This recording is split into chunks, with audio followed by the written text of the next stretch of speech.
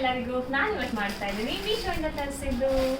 So ನಾನು order ಮಾಡಿದ್ದು ಸ್ಯಾರಿ, ನನಗಲ್ಲ ನಮ್ಮ ಅಮ್ಮಂಗೆ. ಹೆಂಗೆ ಬಂದಿದೆ ಅಂತ ನೋಡುವ.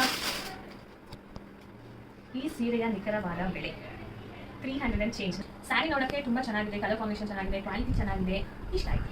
ಸೊ ನೆಕ್ಸ್ಟ್ ಬಂದು ಇನ್ನೂ ಒಂದು ಸ್ಯಾರಿ ನೋಡ್ತಿದ್ರೆ ಕಲರ್ ಕಾಂಟ್ರಾಸ್ಟ್ ಚೆನ್ನಾಗಿದೆ ಅನ್ನಿಸ್ತಾ ಇದೆ.